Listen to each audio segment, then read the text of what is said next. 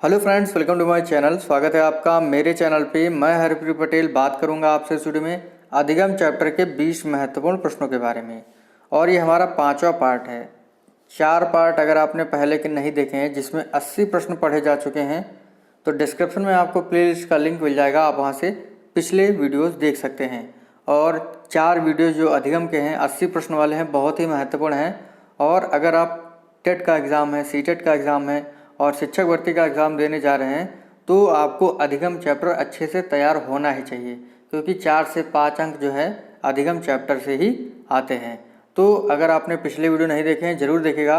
PDF download करने के लिए आप टेलीग्राम ग्रुप से जुड़ जाएगा। डिस्क्रिप्शन में आपको टेलीग्राम ग्रुप का लिंक भी दे दिया जाएगा। चैनल पर अगर आप पहली बार आए हैं चैनल सब्सक्राइब कर लीजिएगा, बेल आइकन दबा दीजिएगा, जिससे कि आपको नई वीडियोज़ की नोटिफिकेशन समय से मिलती रहे। तो शुरू करते हैं। पहला प्रश्न हमारा, सीखना नई प्रतिक्रियाओं को प्राप्त करना है या पुरानी प्रतिक्रियाओं की क्रियाशीलता को बढ़ाना है। यह कथन किसका है? रिली और लेविस का है, अंडरवुड का है, डॉक्टर मिस का है या रूसो का है? देखिए, किसी भी लकड़ी के नीचे जो है नई प्रतिक्रियाएं प्राप्त होती हैं और पुरानी प्रतिक्रियाओं की क्रियाशीलता दिखाई पड़ती है। तो लकड़ी के नीचे अंडरवुड, बी ऑप्शन आपका सही होगा। अंडरवुड ने क्या कहा है? सीखना नई प्रतिक्रियाओं को प्राप्त करना है या पुरानी प्रतिक्रियाओं की क्रियाशीलता को बढ़ाना है। तो आपका ऑप्शन बी सही है। अगली 2 पुस्तकें हैं और एग्ज़ाम में पूछी जा सकती हैं। बियॉन्ड फ्रीडम एंड डिग्निटी, यह पुस्तक किसकी है? रॉस की है, नन की है, स्किनर की है, गुड की है? तो ये जो पुस्तक है ये है स्किनर महोदय की। ठीक है, सी ऑप्शन आपका सही होगा। स्किनर कहाँ के निवासी थे? USA के निवासी थे। इन्होंने RS थ्योरी दिया है। ठीक है, इस चीज़ को ध्यान रखिएगा।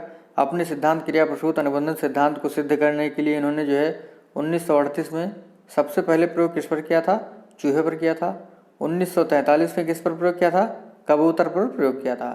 तो समझ गए होंगे आप लोग। अगला प्रश्न है, प्रिंसिपल ऑफ बिहेवियर पुस्तक किसकी है? वुडवर्थ की, मिलर की, थॉर्नडाइक की, CH हल की यानी क्लार्क L हल की? तो प्रिंसिपल ऑफ बिहेवियर जो है ये पुस्तक है CL हल की, क्लार्क L हल की। डी ऑप्शन आपका राइट होगा।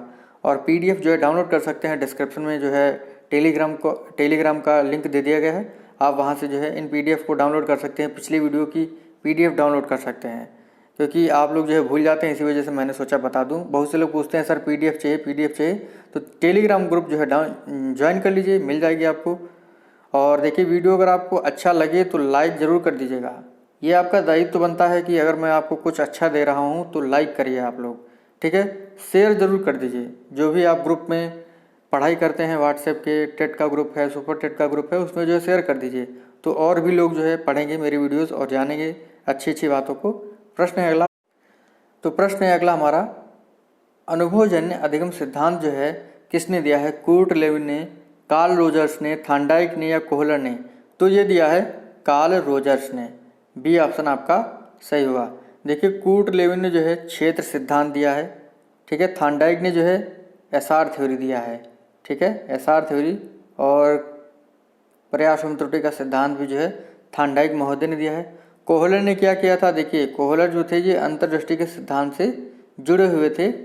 ठीक है, और इन्होंने जो है अंतर्दृष्टि के सिद्धांत को सिद्ध करने के लिए वनमानुष पर प्रयोग किया था, जिसका नाम था सुल्तान। अगला है, अधिगम का तलरूप का सिद्धांत किसने दिया? Lewin, Rousseau, Nunn, Skinner? तो देखिए, अधिगम का तलरूप का जो सिद्धांत है ये दिया है कूर्ट लेविन ने। पहला ऑप्शन आपका राइट होगा। और तलरूप का सिद्धांत जो है अधिगम का सिद्धांत है, और जो क्षेत्र सिद्धांत है अधिगम, वही जो है तलरूप सिद्धांत है।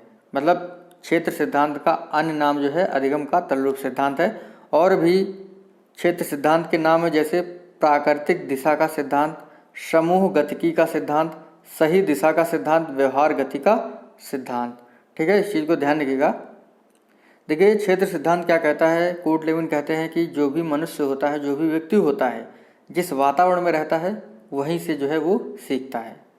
अगला है, अंतर्नोद का सिद्धांत किसने दिया था? तो अंतर्नोद का जो सिद्धांत था ये दिया था CL हल ने। ठीक है, सी ऑप्शन आपका राइट होगा। और अंतर्नोद जो है आपका पुनर्वरण का सिद्धांत ही कहलाता है। इसी को आप लोग ध्यान रखिएगा। तो देखिए अंतर्निहित सिद्धांत के अन्य नाम का है क्या है?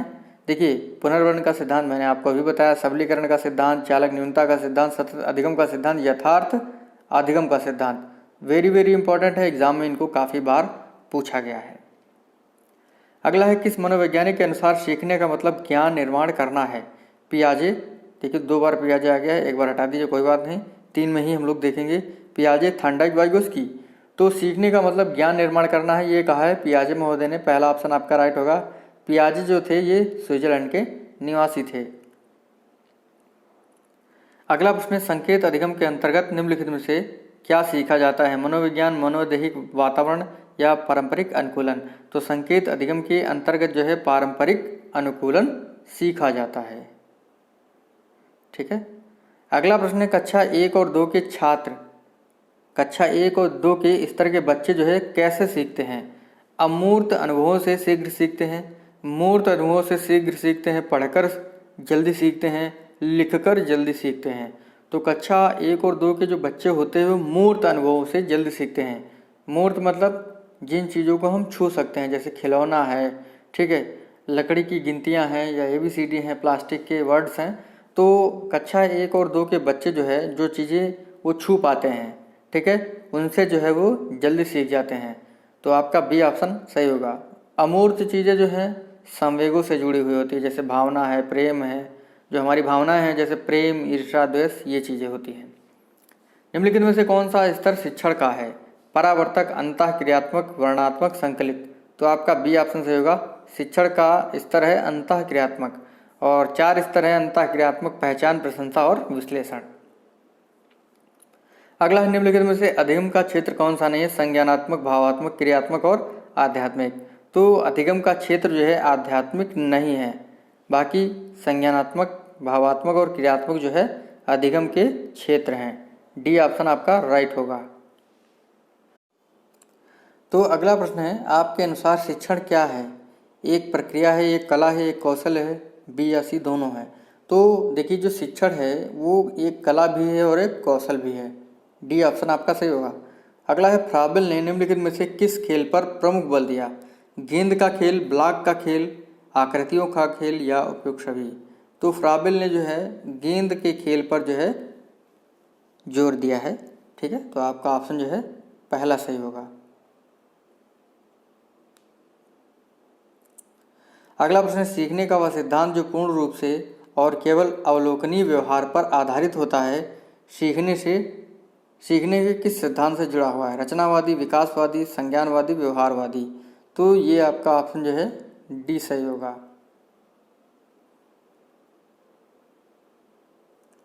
अगला है निम्नलिखित में से कौन सा मनोवैज्ञानिक अधिगम सिद्धांत से संबंधित नहीं है? Kohler, Maslow, Tolman, Thorndike. तो अब्राहम मैस्लो जो थे ये अभिप्रेरणा के आवश्यकता के सिद्धांत से जुड़े हुए हैं, अधिगम से नहीं जुड़े हुए हैं। तो आपका ऑप्शन जो है बी सही होगा। ठीक है, बाकी कोहलर जो है अंतर्दृष्टि के सिद्धांत से जुड़े हुए हैं, टालमैन जो है चिन्ह अधिगम सिद्धांत से जुड़े हुए हैं, थॉर्नडाइक ने एसआर थ्योरी दिया हुआ है। अगला है चिन्ह अधिगम सिद्धांत किसने दिया था? तो अभी मैंने आपको बताया था कि जो चिन्ह अधिगम सिद्धांत है वो टालमैन ने दिया था। डी ऑप्शन आपका राइट होगा। अगला प्रश्न है एक प्रकार का अधिगम जो परिणामों पर निर्भर होता है कौन सा होता है? क्रिया प्रसूत अनुबंधन सिद्धांत, प्राचीन अनुबंधन सिद्धांत, अवरोध या प्रक्रिया उपक्रम अनुबंधन। तो ये होगा आपका क्रिया प्रसूत अनुबंधन सिद्धांत और ये किसने दिया है? स्किनर ने दिया है। अगला प्रश्न है निम्नलिखित में से कौन सा उदाहरण बंडूरा के अवलोकन पर आधारित अधिगम का नहीं है? यानी बंडूरा ने जो है सामाजिक अधिगम सिद्धांत दिया था, तो कौन सा जो है इसमें उदाहरण नहीं होगा? क्रिकेट का उत्साह, सामाजिक अध्ययन के प्रति नापसंदगी, विद्यार्थियों द्वारा केंचुए के विच्छेदन को सीखना, स्कूल की घंटी बजने पर बस्ते बंद कर लेना। तो जो बंडूरा था वो कहता है कि जो मनुष्य होता है या व्यक्ति होता है वो जो छोटा सा बालक होता है वो जो है अनुकरण करके ही सीखता है। तो स्कूल की घंटी बजने पर बस्ते बंद कर लेना ये जो है अनुकरण की प्रोसेस के अंतर्गत नहीं आता है। ठीक है, तो आपका ऑप्शन जो है डी सही होगा, यानी अवलोकन पर आधारित अधिगम नहीं है, स्कूल की घंटी बजने पर अपने बस्ते बंद कर लेना। अंतिम प्रश्न है लाइफ स्पेस की बात किसने की है? Nunn, Rousseau, Kurt Lewin, Ross. तो ये किया है कोर्टलेविन ने। सी ऑप्शन आपका सही होगा। यहीं पर हमारे 20 प्रश्न समाप्त होते हैं। मिलते हैं आपसे अगले वीडियो में। थैंक यू फ्रेंड्स, धन्यवाद।